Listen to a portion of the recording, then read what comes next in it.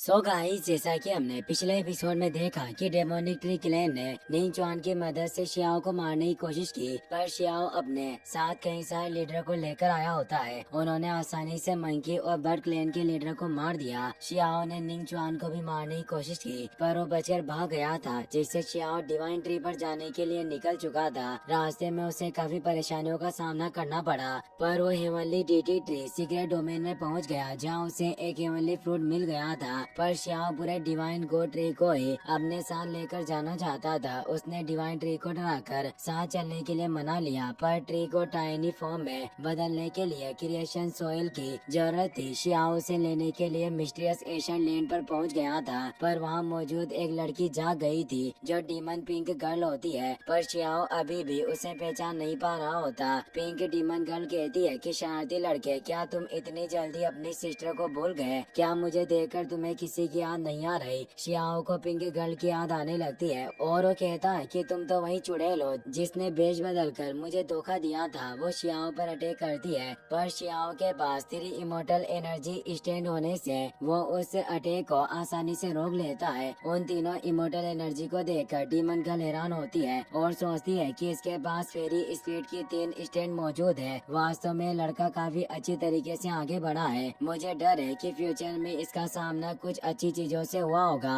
और इसके कई सारे दुश्मन रहे होंगे जिसे मारने से इसे लाभ मिला होगा, पर इसकी पावर से मैं जीत नहीं सकती। वो शियाओ से कहती है कि अनग्रेटफुल छोटे चोर, तुमने मेरे इस सोने की जगह पर खुदाई की। क्या तुम मेरे साथ कुछ बुरा करना चाहते थे? शियाओ से कहता है कि लोअर वर्ल्ड में तुम मेरी चीजें लेकर भाग गई थी। क्या तुम्हारे पास थोड़ी भी शर्म नहीं बची जो मेरे सामने आ गई? मैंने तुमसे कई बार निपटने की कोशिश की, पर हर बार तुम अपनी स्पिरिचुअल बॉडी का इस्तेमाल करती थी। देखता हूँ कि क्या इस बार भी तुम्हारी स्पिरिचुअल बॉडी है या फिर कोई असली फिजिकल बॉडी। और उस पर अटैक करता है, पर पिंक डीमन गर्ल आगे से हट जाती है, जिससे शियाओ उस पर अटैक नहीं कर पाता। डीमन गर्ल उसे कहती है कि मैंने तुम्हें काफी सारे गिफ्ट दिए थे, साथ ही मैंने तुम्हें वो फ्रेग्रेंट होली संत को भी सौंपा था। क्या वो तुम्हें पसंद नहीं आई? जो आज तुम मेरा फायदा उठाना चाहते हो। मुझे पता है कि तुमने फेरी उचन को पकड़कर कैद किया था, तुम दोनों के बीच जरूर कुछ हुआ होगा। शियाओ कहता है कि तुम ऐसी बातें करके मुझे शर्मिंदा कर रही हो। डीमन गर्ल मुस्कुराने लगती है और अब वो शियाओ के पास आकर कहती है कि शरारती लड़के, आखिर तुम यहाँ क्या लेने आए हो? शियाओ से कहता है कि मैं क्रिएशन सोइल को ढूंढने के लिए आया हूँ। तो बताती है कि सेशन इमोर्टल में कई लोगों की जान गई और तुमने उस गोस्ट शिप को भी देखा होगा जिसमें लोगों के खून से भरे हुए घड़े थे।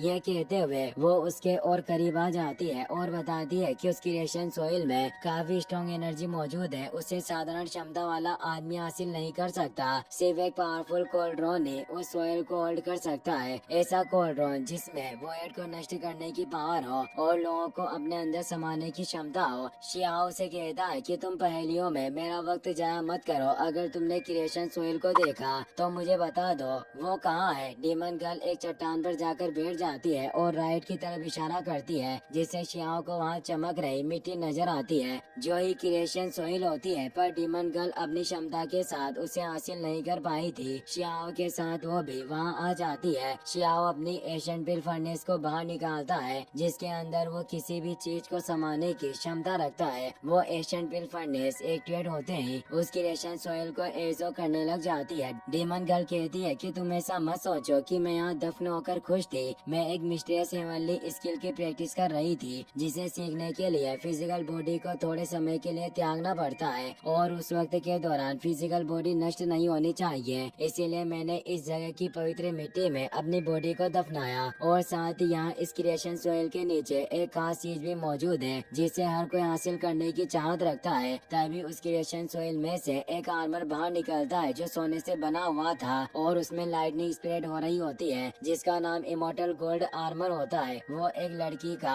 आर्मर था। शियाओ उसे अपने पास ले लेता है और उसे गौर से देखता हुआ कहता है कि आर्मर हजारों साल पुराने गोल्ड से बनाया होगा। डीमन गर्ल उसे अपने पास ले लेती है और बताती है कि आर्मर मेरा होगा क्योंकि मैंने तुम्हें जगह बताई और इस जगह की क्रिएशन सोइल को लेने की वजह से मैं तुमसे कोई लड़ाई भी नहीं करूंगी। और अब उस गोल्ड आर्मर को अपने पास रख लेती है। शियाओ अब तेजी से उस क्रिएशन सोइल को अपने पिल फर्नेस में इकट्ठा करने लग जाता है, लेकिन तभी उसमें से काफी फियर्स एनर्जी निकलती है। वो दोनों इससे काफी हैरान होते हैं। ये एनर्जी एक ब्लड ड्रॉप से निकली थी। शियाओ कहता है कि ऐसा लगता है कि यह ब्लड बहुत ज्यादा एनर्जी से भरा हुआ है, इसे शायद यूं ही इस जगह पर नहीं छोड़ा गया होगा। तुम्हें पहले इसके बारे में पता था पर तुमने नहीं बताया। मुझे संदेह हो गया था कि तुम इस जगह पर खुदाई करने के लिए मुझे धोखा दे रही हो और जरूर यहाँ कुछ और भी राज छिपे हुए होंगे। डेमन गर्ल गुस्से में कहती है कि तुम्हें क्या लगता है कि हर कोई तुम्हारी तरह लोगों को धोखा देना चाहता है? मुझे सच में नहीं पता था कि यहाँ इतनी फियर्स एनर्जी ब्लड मौजूद होगा। शियाओ अपनी हेवन डिवाइन आई स्किल से उस ब्लड की जांच करने की कोशिश करता है पर उसकी हेवन आई भी उसके पार नहीं देख पा रही होती। वो हैरान होता है कि मैं इसमें अतीत का कोई हिस्सा कैसे महसूस नहीं कर पा रहा हूँ। वो ब्लड ड्रॉप शियाओ के पास आता है। शियाओ हैरानी के साथ कहता है कि यह ब्लड आखिर मेरी तरफ क्यों बढ़ रहा है? क्या इसका मेरे साथ कोई कनेक्शन है? वो उसे टच करने के लिए हाथ आगे बढ़ाता है जिससे उन्हें विजन आने लगते हैं और वो उस जगह पर होने वाली फाइट को देख पाते हैं जिसमें वहाँ हजारों कल्टिवेटर मौजूद थे। तभी वहाँ एक और आदमी आता है जिसका नाम एम्परर ये होता है, जो फ्यूचर के मिस्टीरियस मास्टर होते हैं, जो अपने हाथ को जैसे उठाते हैं काफी सारे फेयर्स स्लेश निकलते हैं जिनके अटैक से वो सैकड़ों कल्टिवेटर मारे जाते हैं। डेमन गर्ल भी ये देख पा रही होती है। वो कहती है कि ये इस मास्टर का सिर्फ एक प्रोजेक्शन है, फिर भी इन्होंने एक अटैक से पूरे वर्ल्ड को हिलाकर रख दिया। और वो सोचती है कि आखिर कोई इतना शक्तिशाली कैसे हो सकता है। शियाओ भी सोचता है कि इतनी मेजेस्टिक पावर को होल्ड करने वाला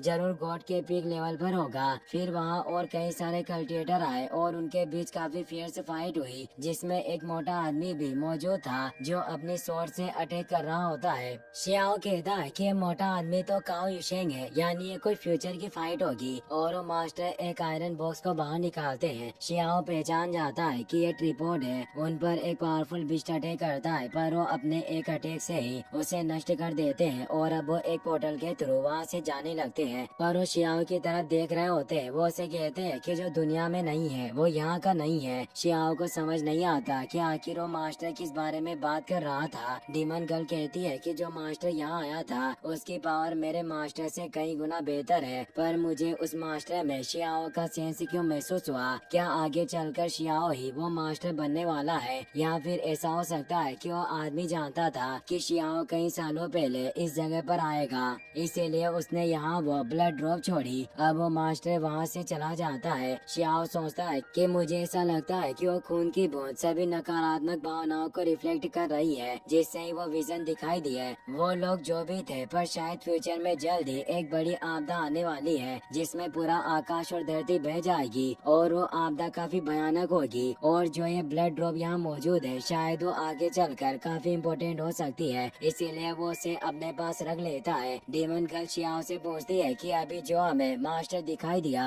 वो आखिर कौन था? शियाओ कहता है कि ये तो मैं भी नहीं जानता, बस मैं सिर्फ इतना देख पाया कि उसकी स्पीड सर्वोच्च से भी बहुत बेहतर है। निश्चित रूप से वो मास्टर कोई साधारण इंसान नहीं होगा और मैंने जिस मोटे आदमी को देखा वो काफी हद तक काओ युशेंग की तरह दिखाई दे रहा था, पर साथ ही मैंने एक नकाबपोश लड़की को भी देखा, पर उसके बारे में मुझे कुछ याद नहीं। डीमन गर्ल कहती है कि ऐसा लगता है कि वो मास्टर पहले भी इस जगह पर आया होगा और उसने केवल ब्लड की इस ड्रॉप को इस जगह पर छोड़ दिया ताकि हमें फ्यूचर की कुछ याद दिला सके। अब वो दोनों डिवाइन ट्री के पास आ जाते हैं। शियाओ से एशियन बिल फर्नेस में मौजूद क्रिएशन सोइल देता है जिसे देखकर वो डिवाइन ट्री काफी खुश होता है और अब उस सोइल की मदद से डिवाइन ट्री काफी छोटे पौधे के रूप में बदल जाता है। और वो शियाओ से कहता है कि छोटे दोस्त, मैंने जो वादा किया था मैं उसे जरूर निभाऊंगा, और उस पिल फर्नेस के अंदर ही चला जाता है। शियाओ उस एशियन पिल फर्नेस को वापस से अपने पास ले लेता है। उस डिवाइन ट्री को देखकर डीमन गर्ल भी काफी हैरान थी। वो उसे हासिल करना चाहती है, इसीलिए वो शियाओ से कहती है कि ये एक गोड ट्री था, मैं अपने पास मौजूद सभी चीजों में से आधा हिस्सा तुम्हें दे दूंगी, बस तुम इस गोड ट्री को मुझे दे दो, मैं इसकी काफी अच्छे तरीके से देखभाल करूंगी। और उसे लेने की कोशिश करती है पर शियाओ उस फर्नेस को दूर कर देता है। शियाओ कहता है कि यह गोड ट्री तुम्हारा हो सकता है अगर तुम मेरी दासी बन जाओ और हमेशा मुझे फॉलो करो, वरना तुम्हें गोड ट्री मरने के बाद भी नहीं मिलेगा। अब वो दोनों वहाँ से निकल जाते हैं। इसी के साथ ये एपिसोड यहीं पर खत्म हो जाता है।